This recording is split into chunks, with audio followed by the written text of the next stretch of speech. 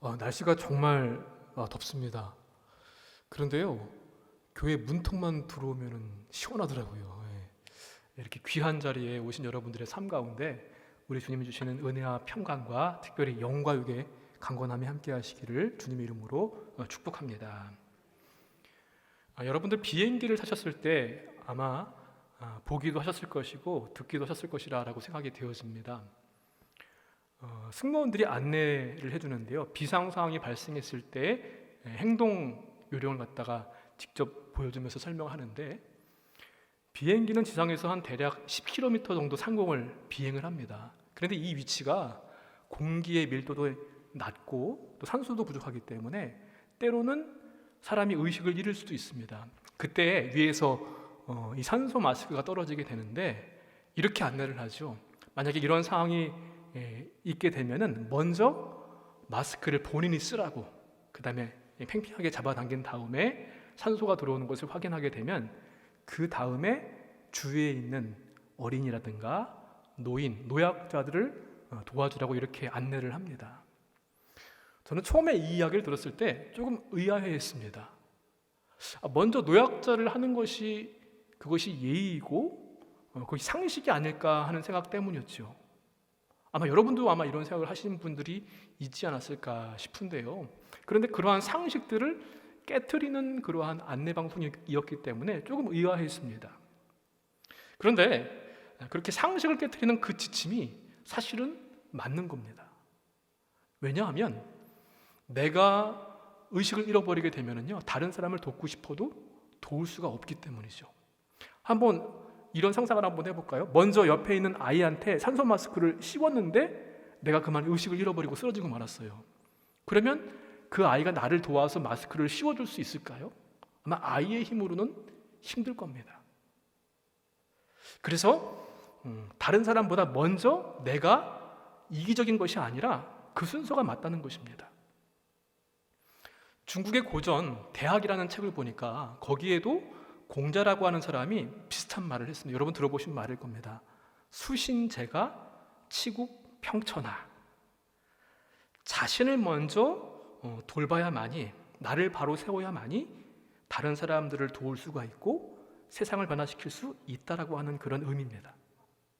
그런데 신앙생활에도 이것이 그대로 연결이 됩니다. 내 영이 살아야만이 다른 사람의 영을 깨울 수가 있습니다. 내가 먼저 깨달아야만이 다른 사람을 깨우치게 하는데 도움을 줄 수 있습니다.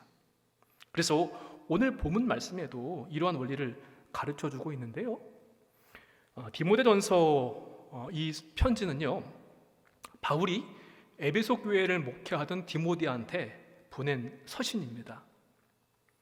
거짓 가르침을 막고 교회의 질서를 세우고 경건의 본을 보이고 연습을 계속해야 된다. 그래서 하나님의 교회를 바르게 세워나가야 한다라고 하는 목회적 지침서를 준 것이죠. 그래서 우리가 알고 있다시피 이 디모데전서를 목회 서신이라고 그렇게 이야기를 합니다. 본문의 앞부분을 보게 되면요, 1절, 2절 말씀에서 말세에 일어나는 일들에 대해서 예고를 합니다. 미리 예고를 해주는데 어떠한 일이 있는가 하면은 이단 사상, 그릇된 가르침들이 많이 나타나게 되어서 믿는 성도들을 유혹하고 미혹해서 믿음을 저버리게 한다는 것입니다. 그 당시에 이단의 가르침 가운데 어떤 것들이 있었는가 하면은 육신적인 쾌락은 다 나쁜 것으로 치부했습니다. 그래서 결혼하는 것도 안 된다. 금욕주의로 결혼도 금지했어요.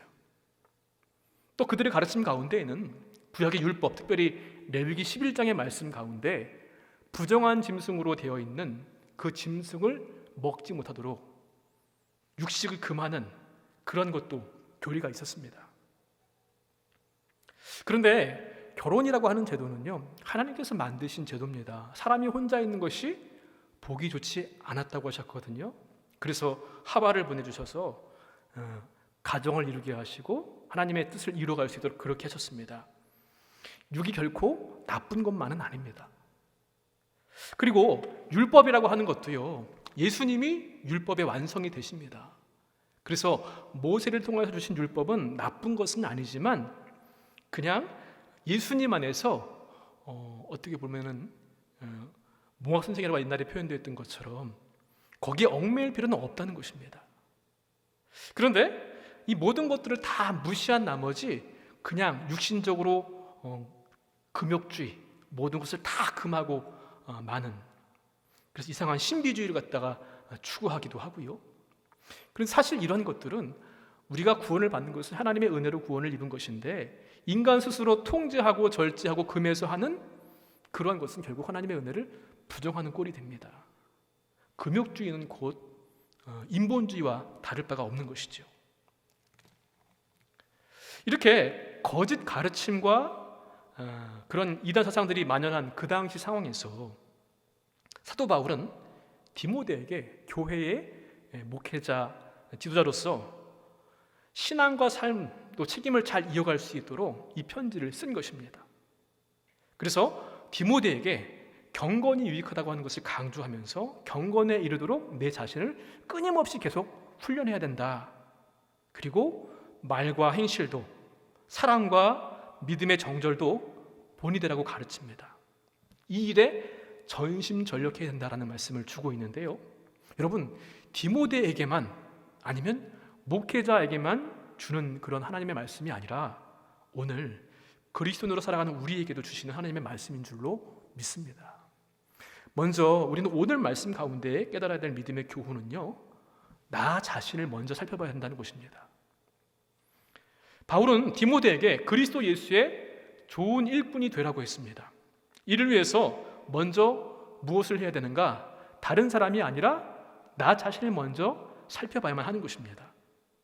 내가 있는 이 때가 어떠한 때이고 내가 처한 환경은 어떠한 환경인가, 이것을 잘 분별하고 그러한 상황에서 나는 어떠한 모습으로 믿음 생활을 하고 있는가, 이것을 잘 봐야만 하는 것이죠. 우리 6절의 말씀을 다시 한번 읽어보겠습니다.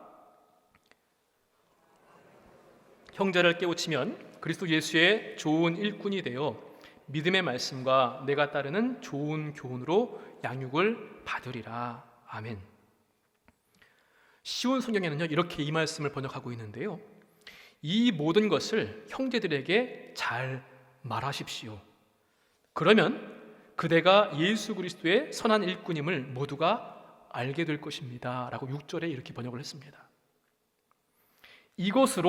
내가 이것으로 형제를 깨우치면, 이 모든 것을 형제들에게 잘 말하십시오. 이게 바로 무엇일까요? 그 당시 만연했던 잘못된 가르침입니다. 육신적인 금욕주의, 율법주의에 매여 있는 것들, 이러한 잘못된 가르침을 잘 분별해서 경계하고 믿음을 지켜서 하나님께 주신 은혜를 감사하며 그 은혜를 누리고 또 말씀과 바른 교훈을 따라 살아가는 것, 그게 바로 이것입니다. 이것을 다른 사람에게 가르쳐서 깨우치게 하라고 했습니다. 그래야만이 그 사람도 나도 그리스도 예수의 좋은 일꾼이 될 수 있기 때문입니다. 좋은 일꾼이라고 했습니다. 일꾼이라고 하는 원어의 단어를 보니까요, 섬기는 자, 봉사자라고 하는 뜻을 가지고 있는 단어를 쓰고 있습니다. 그리고 디모데 후서에는 이것을 비슷한 단어로 어떻게 표현했는가 보니까 그리스도 예수의 좋은 병사라고 소개를 합니다. 그리스도 예수의 좋은 일꾼, 그리스도 예수의 좋은 병사. 이것으로 사는 사람이 거짓된 가르침을 경계하고 믿음을 지키고 바른 교훈을 따라 살아가는 그 사람이 바로 그리스도 예수의 좋은 일꾼이고 좋은 병사이고요, 이것을 가르치는 사람이 역시 마찬가지로 좋은 그리스도의 일꾼이 되는 줄로 믿습니다. 바울은 디모데가 바로 에베소 교회 교인들한테 이것을 잘 가르치고 지도하기를 원했습니다. 그것뿐만 아니라 그것을 가르치는 디모데가 먼저 그러한 사람이 되기를 원했다는 것입니다. 내 영이 먼저 살아나야만이 다른 죽어있는 잠자고 영혼들을 깨울 수 있지 않겠습니까? 내가 하나님의 진리의 말씀을 깨달아야만이 다른 사람들을 깨우치게 하는데 도움을 줄 수 있지 않겠습니까?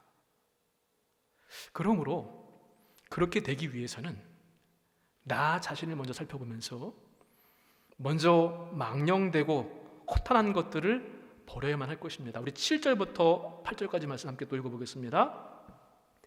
망령되고 허탄한 신화를 버리고 경건에 이르도록 내 자신을 연단하라. 육체의 연단은 약간의 유익이 있으니 경고는 범사에 유익하니 금생과 내생의 약속이 있느니라. 망령되고 허탄한 것을 버리라고 했습니다. 망령된다고 하는 것은 신앙적이지 않은 것, 이교도적인 것, 신성을 모독하는 그런 것을 가르치는 말이고요. 허탄하다고 하는 말은 노파가 아이들한테 이야기를 해주는데 없는 것도 만들어서 꾸미는 허풍, 그런 것을 말합니다. 그 당시에 유행했던 영지주의 이단과 헬레니즘 문화, 또 유대인들만 가지고 있었던 여러 가지 관습들, 이런 것들이 다 복합적으로 합해져 가지고요, 이상한 것들을 막 추구하는 겁니다. 그래서 어떠한 가문이라든가 어떠한 도시의 기원을 어떠한 특정한 신한테까지 연결시켜 가지고 우리 가문이 우수하다, 우리가 살고 있는 이곳이 아주 좋은 곳이다 라고 그렇게 이해를 한다고 하거나, 아니면 아브라함의 후손인 것을 너무나 자랑스럽게 여긴 나머지 우리 족보를 아주 유명 조상들한테까지 연결시키는 이러한 것들, 이러한 행위들을 서슴지 않았습니다. 물론 이 시대를 살아가는 우리들은 이러한 망령되고 허탄한 것들은 하지는 않겠지요. 그런데 그와 비슷한 것들도 우리 역시 가지고 있다는 사실을 부인할 수가 없습니다. 먼저 내 안에 그릇된 신앙의 모습은 있지 않습니까? 형식만 남아있는 믿음의 모습, 본질은 잃어버리고 그래서 경건의 모양은 있지만 경건의 능력은 나타나지 않는 것들은 있지 않은지, 예배에 출석하고 여러 가지 교회의 봉사일도 감당하고 교회에서 보내는 시간들은 있지만 실제 내 삶의 자리에서 복음의 능력과 성령의 인도하심을 체험하지 못하고 있는 무기력한 신앙의 모습은 혹시 있지 않습니까? 끊임없이, 특별히 요새는 SNS, 인터넷이 발달하다 보니까요, 근거도 없는 것들을 그냥 보게 되고요, 그것을 퍼뜨리게 되고 소문과 비방에 귀를 기울이기도 합니다. 교회 안팎에서 사람들이 말하는 것들에 그것이 진실 여부도 따져보지도 않고 내 마음을 빼앗기기도 하고요. 또한 시간 낭비의 습관도 있습니다. 여러분들 하루 중에서 어떠한 시간을 가장 많이 보내시나요? 혹시 이 휴대폰 때문에 SNS 중독이라든가 아니면 OTT, 드라마나 영화를 보는 것들, 또 게임 같은 것에 또 빠지기도 하고요. 아마 젊은 사람들이 그런 것들이 많이 있는데요. 세속적인 가치관도 있습니다. 또 믿음 생활을 하면서 예수 믿으면 잘 된다. 물론 궁극적으로는 잘 되지요, 믿음의 눈으로 봤을 때는. 그런데 세상적인 눈으로 봤을 때 예수 믿고 건강하고 복되고 출세하고 이러는 것만 추구하는 모습은 혹시 있지 않습니까? 코로나 이후에 나 중심의 개인적인 신앙으로 사람들의 모습이 많이 변해갔습니다. 개인주의가 팽배하고요, 공동체 그리스도 안에서 연합을 다 꺼려합니다. 내 중심입니다. 내가 중심이 되는 교회. 또 이제 7월 달은 교육국이 바쁜 그러한 시기인데요, 교육국 다음 세대 가장 활발한 시기이긴 하지만 또 어떠한 면에서는 가장 취약한 때이기도 합니다. 멀티미디어를 통해서 기독교 핵심 진리 대신에 다른 가치관들이 우리 자녀들에게 다 깊숙이 침투해 있기 때문에 이 모든 것들을 다 이 시대에 내가 가지고 있는 어쩌면 망령되고 허탄한 것들이 될 수도 있습니다. 이러한 모든 것들 다 버리고요, 그리고 경건을 연단해야만 하겠습니다. 오늘 말씀 보니까 경건을 연단하라고 합니다. 여러분, 경건 그러면 어떤 것이 먼저 떠오르시나요? 기도하는 것, 이런 거 떠오르지 않으실까요? 기도하고 예배 보고 말씀 보는 것. 그런데 경건은 단순히 종교적이고 외적인 활동이 아닙니다. 하나님을 믿고 그분의 뜻에 따라서 순종하고 그분을 경외하는 마음과 그에 따르는 삶의 태도와 모든 삶의 모습 전체가 다 경건입니다. 이 경건을 연단하라고 했습니다. 이 말의 원어의 뜻은 무엇인가 하면요, 운동선수가 규칙적이고 반복적인 연습과 훈련을 계속하는 것입니다. 육체의 훈련과 연습도 유익이 있습니다. 몸이 건강해지지요. 내가 원하는 기록, 또 육체적인, 물리적인 성과를 낼 수가 있습니다. 그런데 그것은 살아있을 동안에만, 현재적으로만 제한되어 있습니다. 그뿐이지만 진정한 가치는 경건에 있습니다. 경건의 연습은 무한하고 영원한 유익이 있습니다. 어떠한 유익들이 있을까요? 하나님과 나와의 깊은 교제로 들어가는 영적인 유익이 있습니다. 또 그러한 내 삶의 자리에서도 평강이 생기고 살아야 할 목적이 분명해집니다. 정신적인 유익도 있습니다. 또 그 믿음을 가지고 살아가다 보니까 함께 관계를 맺는 이 공동체 안에서 이웃과 공동체에 선한 영향력을 끼칠 수가 있는 사회적인 유익도 있습니다. 또 금생과 내생의 약속이 있다고 했습니다. 지금 현재의 삶과 죽음 이후에 또 다른 삶의 미래의 유익이 있는 것입니다. 경건의 유익은요, 현재 상황과 조건과 상관없이 지금도 이후에도 가장 좋은 것을 얻게 되는 것이기 때문에 이 경건을 연단하라고 하는 것입니다. 사랑하는 성도 여러분, 말씀 가운데 7절에서 주목되는 부분이 있습니다. 경건에 이르도록 내 자신을 연단하라. 다른 누가가 아닙니다. 옆에 사람이 아니라 내 자신을 연단하라. 나 자신에서부터, 사역자들부터, 그리스도인부터 나 자신을 연단하고 확증하는 것, 이것이 먼저 필요하다는 것입니다. 혹시 내 눈안에 들보는 있으면서 다른 사람들의 티끌, 그것을 나무라고 있지는 않은지, 혹시 잘못된 가르침을 따르고 있지는 않은지, 망령되고 허탄한 것들을 추구하는 모습은 있지는 않은지. 바울 시대뿐만 아니라 오늘날에도 우리가 직면할 수 있는 영적인 위험과 잘못된 교훈들, 잘못된 신앙 모습은 물론이거니와 사람의 눈만 의식하는 것, 형식주의, 거짓된 교훈, 하나님을 형식으로 믿지 않는지, 이 모든 것들을 다 점검해 봐야 될 줄로 믿습니다. 산소 마스크가 비행기에서 떨어지게 되었을 때 내가 먼저 살아야만이 누구든지 도울 수가 있고요, 영적으로도 내가 먼저 깨어 있어야만이 다른 사람들을 깨울 수가 있습니다. 특별히 7월이라고 하는 이 시간은 무더위로 지친 육신 때문에 신앙을 흐르게 만드는 그런 위협과 잘못된 교훈들이 더 침투하기 쉬운 때입니다. 우리는 이 시기에 계속해서 하나님의 말씀 중심으로 경건을 연단하기에 힘쓰는 나 자신이 혹시 잘못되고 있지는 않은지 나 자신을 돌아보는 그런 저와 여러분 되시기를 주님의 이름으로 간절히 축원을 드립니다. 자, 그리고요, 경건의 훈련 가운데 무엇보다 가장 중요한 훈련은 무엇인가? 그것은 하나님의 말씀의 중심을 붙잡는 것입니다. 말씀의 중심을 붙잡는다고 하는 것은 성경 지식을 많이 하는 것을 말하지 않습니다.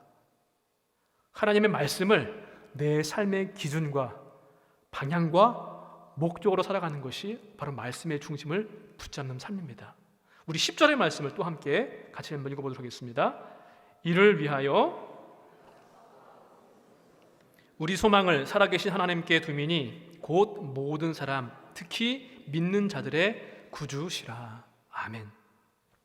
수고하고 힘쓰는 것은 이것을 위해서, 바울과 디모데는요, 하나님께 소망을 두기 위해서 수고하고 힘썼습니다. 근데 이 힘썼다고 하는 단어를 보게 되면 성경 사본마다 각각 다른 단어를 쓰고 있는데요, 특별히 눈에 띄는 단어가 있는데 그것이 어떠한 단어를 쓰는 사본이 있는가 하면은요, 욕한다, 책망한다, 모욕한다라는 뜻을 가지고 있는 단어를 쓰고 있는 사본도 있더라고요. 힘쓰는 것하고 욕하고 책망하고 모욕하는 것하고 무슨 상관이 있을까요? 그냥 단순하게 수고하고 힘쓰는 것, 그것만이 아니라 그 일을 행하면서 박해를 받고 모욕을 당하고 핍박을 당하는 것까지 다 포함하는 의미가 있기 때문에 그 단어를 사용한 것입니다. 왜냐하면 그럼에도 불구하고 하나님께 소망을 두기를 그렇게 애쓰고 힘쓰고 수고하냐? 금생과 내생에 가장 좋은 것을 얻기 위해서입니다. 고린도 후서의 말씀에 나와 있는 것처럼 썩어 없어질 면류관이 아니라 살아계신 하나님께 소망을 두는 것이 가장 귀한 일이기 때문입니다. 하나님 외에 다른 모든 것들은 다 변합니다. 시간에 따라서, 장소에 따라서, 대상에 따라서. 그러나 하나님은 변하지 않으십니다. 그분은 신실하신 분이시고요, 말씀을 통하여서 구원도, 회복도, 우리를 인도하심도, 위로하심도, 영생에 대한 약속도 다 약속하시고 반드시 이루시기 때문입니다. 예수님을 통하여서 그것을 성취하셨고요, 마지막 최후에 그분께서 재림하실 때 최종으로 성취하실 줄로 그렇게 믿습니다. 그래서 우리는 예수님을 산 소망이라고 그렇게 표현하는데요, 전지전능하시고 모든 것을 다스리신 주권자이시기 때문에 다른 어떠한 것이 아니라 우리 하나님께 소망을 두기 위해서 애쓰고 수고하고 힘쓰는 것입니다. 또한 우리 11절부터 13절까지 말씀을 함께 또 읽어보도록 하겠습니다. 너는 이것들을 명하고 가르치라. 누구든지 내 연소함을 업신여기지 못하게 하고 오직 말과 행실과 사랑과 믿음과 정절에 있어서 믿는 자에게 본이 되어 내가 이를 때까지 읽는 것과 권하는 것과 가르치는 것에 전념하라. 아멘. 이것들이 뭡니까? 바울이 디모데한테 가르쳐줬던 것들입니다. 이것을 명하라고 했습니다.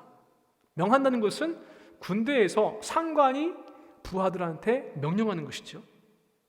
하나님께 소망을 둘 것을 명령하고 가르치라는 겁니다.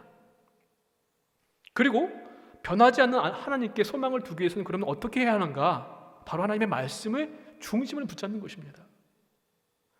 하나님을 소망으로 삼는 것과 말씀의 중심을 붙잡는 것은 별개의 것이 아닙니다. 이것은 서로 연결되어 있습니다. 하나님의 뜻과 진리를 내 삶의 기준으로, 방향으로, 목적으로 삼는 것. 특별히 10절 말씀 보니까요, 모든 사람과 믿는 자들을 구분하고 있는 것을 볼 수 있습니다. 하나님의 구원은요, 소망이 되신 그분의 구원은 모든 사람들한테 다 열려 있습니다. 누구든지 믿고 따르기만 하면. 그런데 그 소망을 얻을 수 있는 사람은 누굽니까? 그 은혜와 복을 누리는 것은 믿음으로 응답한 사람한테만 국한됩니다.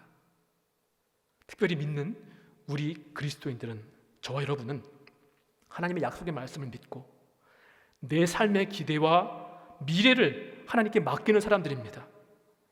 예수 그리스도 안에서 궁극적인 구원을 기다리는 것이고요, 이것을 이룰 때까지 우리는 계속해서 말씀을 읽는 것, 권하는 것, 가르치는 것에 전념해야 한다는 것입니다.